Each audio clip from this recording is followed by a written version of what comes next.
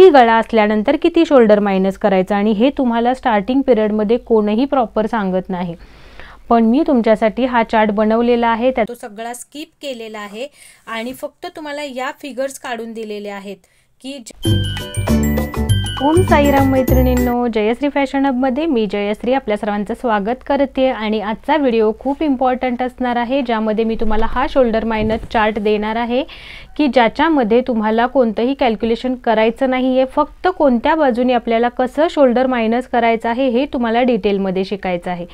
जसं मी तुम्हाला या अगोदरच्या व्हिडिओमध्ये दिलं होतं की शोल्डर मायनस चार्ट करण्यासाठी एक सूत्र दिलं होतं की फुल शोल्डर वजा मिळालेले शोल्डर भागिले 2 करायचं, आणि त्यानंतर तुम्हाला 3 मेजरमेंट्स घेऊन जे मिळालेलं शोल्डर आहे ते त्या फुल शोल्डरमधून वजा करायचं आणि त्याला भागिले 2 करून आपल्याला शोल्डरचं मार्किंग टाकत होतो आपण.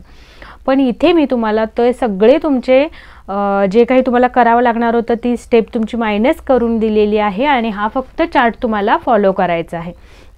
या चार्टमध्ये मी तुम्हाला ऑलरेडी त्या सगळ्या प्रोसेस करून यामध्ये अगदी कोणत्या बाजूनी अगदी सोपी पद्धत करून दिलेली आहे की इथे तुम्हाला फक्त नंबर्स म्हणजे व्हॅल्यू दिलेली आहे, ती तुम्हाला तुमचा गळा, आता समजा तुमचा गळा 7 ते 8 मध्ये असेल आणि तुमचा शोल्डर तुम्हाला मायनस करायचं आहे, तर हे तुम्हाला 1.5 मायनस करायचं आहे. तर ते कुठे मायनस करायचं, जी आपण शोल्डर लाईन घेतो त्या लाईनवरती आपल्याला कोणत्या बाजूनी शोल्डर मायनस करायचं आहे हे आज मी तुम्हाला डिटेल अगदी प्रॅक्टिकली सुद्धा करून दाखवणार आहे. तर व्हिडिओ खूप इम्पॉर्टंट आहे, आणि या पद्धतीने जर तुम्ही ब्लाऊजमध्ये शोल्डर मायनस करत गेलात तर तुम्हाला अजून कोणतेही चार्ट फॉलो करायची गरज नाही. या एकाच चार्टमध्ये मी तुम्हाला अगदी अर्धा इंच तुमचं शोल्डर तयार असेल, बघा इथे अर्धा इंच शोल्डर तयार आहे, तिथून ते 4.5 इंच शोल्डर तुम्हाला तयार हवं आहे, इथंपर्यंतच्या सगळं शोल्डर मायनस किती करावे लागतील ते डिटेलमध्ये दिलेलं आहे. तर फक्त तुम्हाला हा एकच चार्ट फॉलो करायचा आहे. त्याच्यामुळे हा चार्ट मी तुम्हाला कम्युनिटीमध्ये देईनच, तो तिथून घ्या किंवा इथे तुम्ही स्क्रीनशॉट घेऊन घ्या आणि हा तुमच्या शिवणच्या रूममध्ये किंवा तुमच्याकडे हा चार्ट तुमच्या वहीमध्ये लिहून ठेवा की जो तुमच्यासाठी सदैव उपयोगी ठरणार आहे.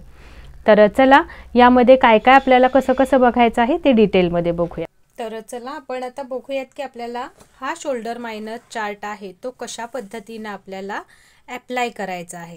तर यासाठी डिटेलमध्ये आजचा व्हिडिओ असणार आहे, त्यामुळे व्हिडिओ कुठेही न स्किप करता बघा, ज्यामुळे तुम्हाला शोल्डर मायनसमध्ये जर काही प्रॉब्लेम्स येत असतील तर तुमचा इथे प्रॉब्लेम सॉल्व्ह होऊन जाणार आहे. किती गळा, कोणता गळा असल्यानंतर आणि डीप किती असल्यानंतर आपल्याला हे शोल्डर मायनस कसं करायचं आहे, कोणत्या बाजूने शोल्डर मायनस करायचं आहे हे डिटेलमध्ये मी तुम्हाला सांगणार आहे. तर बघा, पहिल्यांदा आपण पहिली मेथड काय करत होतो ते पहिला समजून घ्या. शोल्डर आपल्याला जर काढायचं असेल म्हणजे मायनस करायचं असेल तर ही 3 मेजरमेंट्स आपल्याला असणं आवश्यक होतं. कोणतं, तयार शोल्डर आपले किती असायला पाहिजे, गळ्याचा डीप किती आणि गळ्याचा शेप कोणता. तर ह्यानुसार आपण मेजरमेंट घेतले 2.5, 10 आणि हे घेतलं आपण गोल गळा. तर याच्यानुसार आपण काय काढत होतो की आपलं जे पहिला, तर बघा आता या शोल्डर मायनस चार्ट वाईज आपण काय घेत होतो, तर आपलं शोल्डर किती आहे, तर 2.5 इंच तयार म्हणून हा शोल्डर मायनस चार्ट घेतला. गळ्याचा डीप किती आहे, 10, म्हणून आपण कोणता घेणार आहे चार्ट, हा घेणार आहोत, बघणार आहोत 9 ते 10.9 मध्ये. आणि गळा कोणता आहे, तर गोल गळा आहे, म्हणून आपण काय बघणार आहोत, हा चार्ट बघणार आहोत. आणि ही लाईन वरून सरळ, तर हे किती आलेलं आहे, 3 इंच. तर आपण इथे किती टोटल शोल्डर मायनस करायचो, तर आपण 3 इंच बरोबर. आणि हे शोल्डर आहे ते आपल्याला सूत्र मी तुम्हाला सांगितलं होतं की ते सूत्र इथे लिहून घेते आणि त्यामध्ये ही व्हॅल्यू आपण ॲड करूया. तर इथे आता आपलं फुल शोल्डर आहे 14.5 मिळालेलं शोल्डर आहे, म्हणजे हे जे आपण शोल्डर मायनस चार्ट बघून काढलेलं आहे 3, आणि याला भागिले 2 करायचं आहे. तर 14.5 हे आपण कॅल्सीवरती करूया. 14.5 वजा 3 भागिले 2, तर उत्तर येणार आहे आपलं 5.75 बरोबर. तर हे आपलं असणार आहे 5.75. हे 5.75 आपण शोल्डर लाईनवरती बंद बाजूकडून घेत होतो बरोबर. 5.75 आहे ते. तर हेच आता आपल्याला आन्सर आलेलं आहे, ते आपल्याला कसं घ्यायचं आहे ते मी तुम्हाला आता दाखवणार आहे की या पद्धतीने, आणि आता आपण या शोल्डर मायनस चार्टमध्ये, आता या शोल्डर मायनस चार्टनुसार आपला अंतर किती येणार आहे ते पहिला बघा. तर इथे आपला गळा असणार आहे गोल, आपलं अंतर असणार आहे 9 ते 10च्या मधला गळा असेल तर हे अंतर आहे आपलं 1.75 मायनस करायचं आहे आपल्याला, बरोबर. तर हे अंतर आपल्याला घेताना या चेस्टमध्ये कसं कुठून मायनस करायचं आहे ते बघा.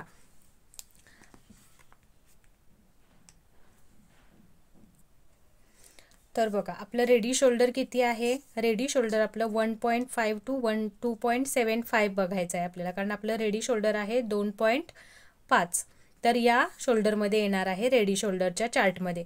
तर आता इथे आपल्याला गळा बघायचा आहे. गळा आपला डीप किती आहे 9 ते 10च्या चार्टमध्ये गळ्याचं बघायचं आहे आपल्याला. तर इथे किती आलेलं आहे, मार्किंग दिलेलं आहे. इथे आहे आपला हा गोल गळा. गोल हा असा म्हणजे याला आपण काय म्हणतो, हंडी गळा म्हणतो, बरोबर, किंवा मटका गळा. तर हा गळा किंवा चौकोनी गळा. तर यापैकी जर तुमचा गळा असेल तर तुम्हाला शोल्डर मायनस करायचं आहे 1.6. ओके. तर या चार्ट वाईज आपलं आलेलं आहे 1.6. ते मी तुम्हाला इथे यामध्ये लिहून देते चौकोनमध्ये 1.6. आणि हे आलेलं आहे आपलं हे शोल्डर मायनस चार्ट करून, बरोबर. तर आता हे आणि हे दोन्ही सेमच कसं आहे हे मी तुम्हाला आता दाखवणार आहे. तर बघा आपलं रेडी शोल्डर किती आहे. तर इथे आपल्याला चार्टवर पहिला आपण इथे मी तुम्हाला एक डायग्राम काढून दाखवते. तर इथे हे आपलं शोल्डर टाकूया आपण या लाईनवरती. समजा आपली ही लाईन आहे, ही स्ट्रेट लाईन घेतली एक. इथे आपण इथून पुढे आपण हे शोल्डरचं मार्किंग टाकूया. ओके. तर ही स्ट्रेट लाईन एक पुढं घेतली. याच्यावरती आता आपलं बेसिक मेजरमेंट टाकून घेऊया. टोटल आपलं शोल्डर आहे 7 इंच, बरोबर. 7.25 घ्या. 14.5च्या अर्धे आपण टोटल टाकतो. इथे आपल्याला 7.25. 7.25 वरून इकडे आपलं 1 इंच डाऊन घेत असतो आपण प्रत्येक मेजरमेंटमध्ये. आणि या बाजूने 2.5 इंच मार्क करून या लाईन बरोबर हे जे 1 इंच आपण डाऊन आलेलो आहोत त्या लाईनला आपण मॅच करत असतो, बरोबर. आणि इथून खाली आपण चेस्ट डिवायडेड बाय 6 प्लस 0.5. तर 38 आपली चेस्ट आहे, डिवायडेड बाय 6 आणि प्लस 0.5 हे आपलं मार्किंग घेत असतो आपण, जे आपलं डीप नेकचं आहे.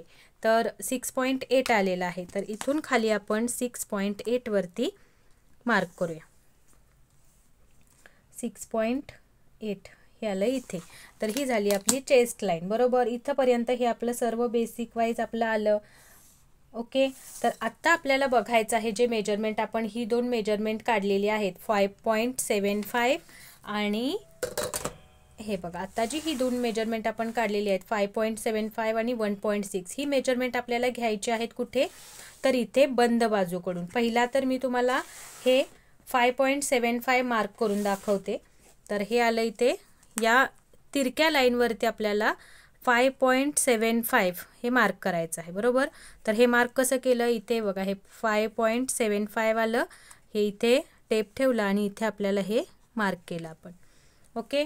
तर आता हे टाकलं आपण बंद बाजूकडून हे मार्किंग टाकलं, बरोबर. आणि आता बघायचं आपल्याला हे जे 1.6 आलेलं आहे हे तुम्हाला कसं टाकायचं आहे. तर हे जे टाकायचं आहे ते तुम्हाला या ओपन बाजूकडून म्हणजे मुंड्याकडच्या बाजूकडून तुम्हाला हे मार्किंग टाकायचं आहे. तर इथे बघा जेव्हा तुम्ही टेप इथे ठेवाल त्यावेळेला बरोबर हे 1.6 वर तुमचं हे मार्किंग आलेलं आहे. तर हे बंद बाजूकडून तुम्हाला 1.6 मार्क करायचं आहे. ओके. हे तुमच्या लक्षात आलं.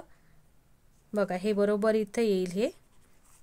आणि या बाजूनी जेव्हा तुम्ही 1 पॉईंट टाकाल त्यावेळेला 1.6 मार्क कराल त्यावेळेला हे या बाजूकडून येणार आहे बंद बाजूकडून. ही गोष्ट तुमची क्लिअर झाली. म्हणजे दोनही मेथड सेमच आहेत. फक्त तुम्हाला मी या सगळा जो तुमचा सगळा काही कॅल्क्युलेशन करण्याचा पार्ट होता तो सगळा स्किप केलेला आहे आणि फक्त तुम्हाला या फिगर्स काढून दिलेले आहेत की ज्या या चार्टमध्ये तुम्हाला डिटेलमध्ये आहेत की कोणत्या वेळेला किती. आता समजा तुम्हाला 0.5 ते 1.25 शोल्डर तयार असायला तुमच्या ब्लाऊजमध्ये हवं असेल तर तुम्हाला किती शोल्डर मायनस करायचं आहे. जेव्हा तुमचा गळा 9 ते 10च्या मध्ये असेल तर तुम्हाला मायनस करायचं आहे 1.75. ते कुठून मायनस करायचं आहे, या बंद बाजू ओपन बाजूकडून. बंद बाजूकडून नाही, हे लक्षात घ्या तुम्ही. मेन हा मुद्दा आहे या शोल्डर मायनस चार्टचा. जी पहिली मेथड होती ती तुम्हाला बंद बाजूकडून मेजरमेंट टाकायला सांगत होतो आपण, पण आत्ताची ही जी मेजरमेंट्स आपण घेतलेली आहेत ही तुम्हाला मी या बाजूकडून किती मायनस करायचं आहे हे आहे.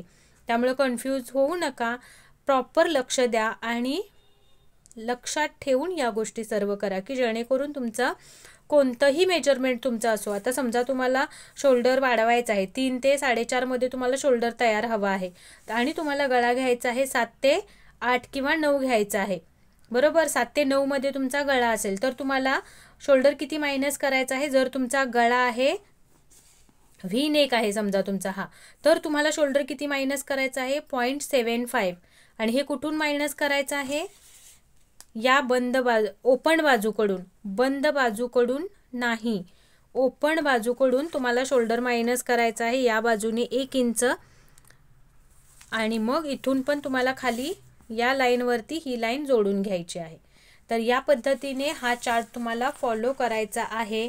या चार्टच्या संदर्भात तुम्हाला जर काही अजून समजलं नाही किंवा कशा पद्धतीने यूज करायचा आहे, यामध्ये जर अजून काही शंका असतील तर मला कमेंट करून जरूर विचारा. अशाच डिटेल व्हिडिओ तुमच्यासाठी या चॅनलवरती अपलोड होत राहणार आहेत. हा चार्टसुद्धा खूप इम्पॉर्टंट होणार आहे तुम्हाला इथून पुढच्या शिवणच्या कामामध्ये.